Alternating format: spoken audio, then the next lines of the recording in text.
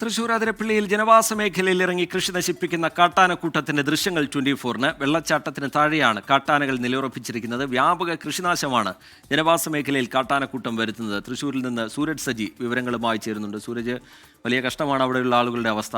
2 ദിവസത്തിനിടെ 3 പേർക്ക് ജീവൻ നഷ്ടമാവുന്ന സാഹചര്യം. നേരത്തെ തന്നെ ഈ കൃഷി നശിപ്പിക്കുന്നതുമായി ബന്ധപ്പെട്ടും സ്വൈര്യജീവിതം നയിക്കുന്നതുമായി ബന്ധപ്പെട്ടുമൊക്കെ അവർ ഉയർത്തിയ പരാതി, ആശങ്ക ഇതൊക്കെ മുന്നിലുണ്ട്. അതിനിടയിലാണ് ഈ മരണങ്ങൾ കൂടി സംഭവിക്കുന്നത്. ഇപ്പോൾ പുറത്തു വരുന്ന ദൃശ്യങ്ങളിൽ നിന്ന് വ്യക്തമാവുന്നത് എന്താണ് സൂരജ് സജി?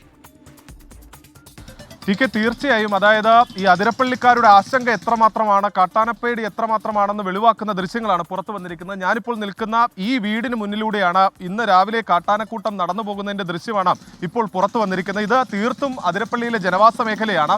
ഈ ഒത്തിരി വീടുകളുള്ള, ഒത്തിരി ആളുകൾ തിങ്ങിപ്പാർക്കുന്ന ഒരു മേഖലയാണ്. അതിലൂടെയാണ് കാട്ടാന ഇവരുടെ വീടിന് മുന്നിലൂടെയാണ് കാട്ടാന പോകുന്നത്. ആ ദൃശ്യത്തിൽ കാണുന്ന ഭാഗത്താണ് ഇപ്പോൾ നമ്മൾ നിൽക്കുന്നത്. ഈ റോഡിലൂടെ കാട്ടാന വരുന്നു. ഇവിടെ ഒരു പ്ലാവ് ഉണ്ട്. ആ പ്ലാവിൽ നിന്ന് ചക്ക പറിച്ചതിന് ശേഷം ഈ റോഡിലൂടെ കാട്ടാന നടന്നു വരികയായിരുന്നു. അതാണ് ആ ദൃശ്യത്തിൽ കാണുന്നത്. ആ ദൃശ്യത്തിൽ കാണാൻ നമുക്ക് റോഡിലൂടെ കാട്ടാന തുമ്പിക്കൈയിൽ ഈ ചക്കയൊക്കെ പിടിച്ചു വരുന്നത് കാണാം. പലപ്പോഴും ഈ ജനവാസ മേഖലയിലൂടെ ഇത്തരത്തിൽ കാട്ടാനക്കൂട്ടം ഇറങ്ങി വിഹരിക്കുന്നു എന്നുള്ളതാണ് അതിരപ്പള്ളിക്കാർ പറയുന്നത്. ഈ അതിരപ്പള്ളി പഞ്ചായത്തിന് വേണ്ടി മാത്രം ഒരു RRT സംഘത്തെ നിയോഗിക്കണമെന്ന് ഇവരുടെ ആവശ്യത്തിന് കാലങ്ങളുടെ പഴക്കമുണ്ട്, വർഷങ്ങളുടെ പഴക്കമുണ്ട്. പക്ഷേ ഇതുവരെയും അത് സാധിച്ചിട്ടില്ല എന്നുള്ളതാണ്. അതോടൊപ്പം തന്നെ ചില മേഖലകളിൽ ഈ വൈദ്യുത വേലി സ്ഥാപിച്ചിട്ടുണ്ട്. എനിക്ക് പിന്നിൽ കാണുന്ന ആ ഭാഗത്ത്, ആ ചുവന്ന ലൈറ്റ് കാണുന്ന ആ ഭാഗത്ത് ഒരു വൈദ്യുത വേലിയുണ്ട്. ആ വൈദ്യുത വേലിയും തകർത്തുകൊണ്ടാണ് കാട്ടാനക്കൂട്ടം ഈ ചാലക്കുടി പുഴയിലേക്ക് ഇറങ്ങിപ്പോയിരിക്കുന്നത്. അതായത് അവരുടെ സുരക്ഷ എന്നവർ കരുതുന്നത് ഈ വൈദ്യുതി വേലികൾ മാത്രമാണ്. അതിൽ വിശ്വാസം അർപ്പിച്ച് കഴിയുന്ന ജനതയാണ് അതിരപ്പള്ളിയിലുള്ളത്.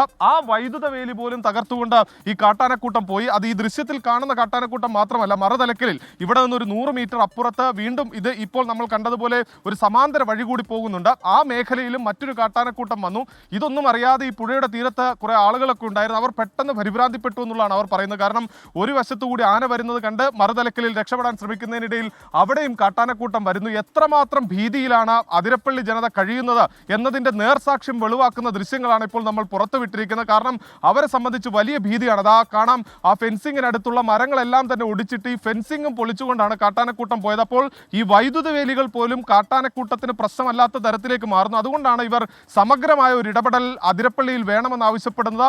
RRT സംഘത്തെ തന്നെ അതിരപ്പള്ളി പഞ്ചായത്തിന് വേണ്ടി നിയോഗിക്കണം എന്ന ആവശ്യമാണ് ഇവർ പ്രധാനമായും ഉയർത്തുന്നത്. TK ശരി, സൂരജ് സജി വിവരങ്ങളുമായി ചേരുകയായിരുന്നു. അതിരപ്പള്ളി നിവാസികളുടെ കാലങ്ങളായുള്ള, മാസങ്ങളായുള്ള അവരുടെ ആശങ്കയാണ്. തുടർച്ചയായി ഈ കാട്ടാന ശല്യം, അത് കൃഷി നശിപ്പിക്കുന്ന സാഹചര്യം, ധൈര്യത്തോടുകൂടി പുറത്തിറങ്ങി നടക്കാൻ കഴിയാത്ത സാഹചര്യം. അതിനിടയിൽ തന്നെ ഇപ്പോൾ 3 പേർക്ക് ജീവൻ നഷ്ടമാവുന്ന നിലയിലേക്ക് കാര്യങ്ങൾ പോയിരിക്കുന്നു. വനംവകുപ്പ് അവരുടെ ആശങ്ക കേൾക്കണം. സർക്കാർ അടിയന്തരമായ അവിടെ നടപടികൾ സ്വീകരിക്കേണ്ടതുണ്ട്. സൂരജ് സജി അതിൻ്റെ വിശദാംശങ്ങൾ പങ്കുവയ്ക്കുകയായിരുന്നു.